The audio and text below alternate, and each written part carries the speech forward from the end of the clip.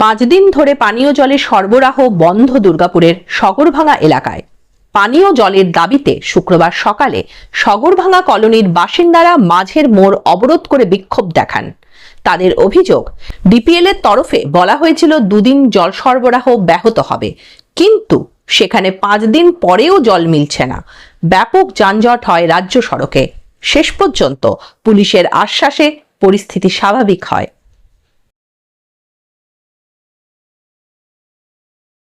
জল নেই কলোনিতে, একদম জল নেই 5 দিন ধরে, কিন্তু তার কোনো সলিউশনও নেই, তার কোনো ব্যবস্থাও নেই। তো আমরা একটা পার্মানেন্ট সলিউশন চাই, সাবমার্সিবল বসানো হোক এবং ইমিডিয়েট বসানো হোক। যতক্ষণ না বসানো হবে ততক্ষণ আমরা এখানে থাকবো।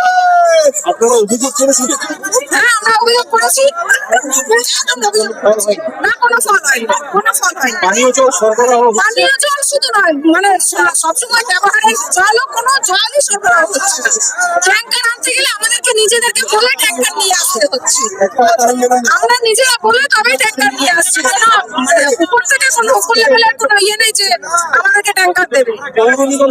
পৌর নিগম থেকে কোনো জল সরবরাহ হচ্ছে না, কোনো জল সরবরাহ হচ্ছে না। শুধু আমরা বলে নিয়ে আসছি যে ট্যাঙ্কি, সেই ট্যাঙ্কিরই জল আমরা 3 তলায় উঠতে হচ্ছে। আমাদেরকে অসুস্থ মানুষ বাড়িতে 3 তলায় ওই জল নিয়ে আমাদেরকে উঠতে হচ্ছে।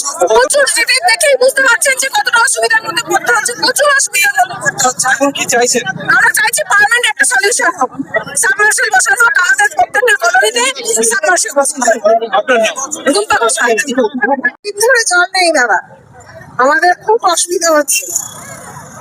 এমনি কোনো প্রবলেম নেই, ওরা জল ছাড়ছে না, কিন্তু এমএইচ ওইদিকে সবাই পেয়েছে। কোন এলাকায় জল পাচ্ছেন না? সাগরভাঙা সমস্যাটা গন্ডগোল পাকিয়ে আমার ডিমান্ডটা বাড়িয়ে দিচ্ছে। এখানে কিছু নাই, আমরা আজকে 5 দিন ধরে জল পাচ্ছি না। ডিপিএল ইনফরমেশন দিয়েছে 2 দিন জল থাকবে না কলোনিতে।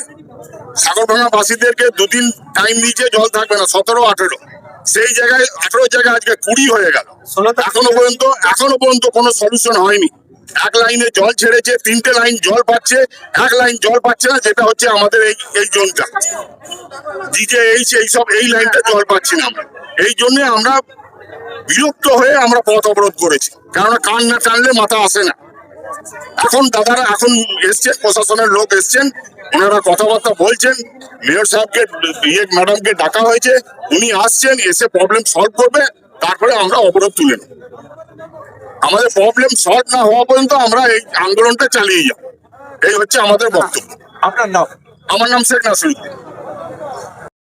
তৃণমূলের নেতামন্ত্রীরা বড়লোকদের জন্য আজকে সুইমিং পুলের উদ্বোধন করছে, সুইমিং পুল বানাতে ব্যস্ত আছে, কিন্তু সাধারণ মানুষ বিগত 1 মাস ধরে দুর্গাপুরের বুকে জলের জন্য হাহাকার করে মরছে। আজকে গ্রীষ্মকাল শুরুও হলো না, আর এদিকে এরকম জলের ক্রাইসিস। যদি একবেলা জল সঠিকভাবে দুর্গাপুরে হয়ে যায়, মানে বৃষ্টি পড়ে একবেলা, তাহলে সেক্ষেত্রে দুর্গাপুর জলে ভেসে যাচ্ছে। আর যদি গ্রীষ্মকাল যখন শুরুও হচ্ছে না, তার আগে থেকে এরকম জলের হাহাকার। আর তৃণমূলের পরিচালিত যে কর্পোরেশন, তারা নাকে তেল দিয়ে ঘুমোচ্ছে। আমরা বুঝতে পারছি না তৃণমূল কি করতে চাইছে। এদিকে আপনি সোশ্যাল মিডিয়াতে দেখুন, তৃণমূলের উন্নয়নের পাঁচালি চলছে, আর উন্নয়ন একদম ঘরের দুয়ারে দরকার হলে পৌঁছে দেবে দরকার হলে।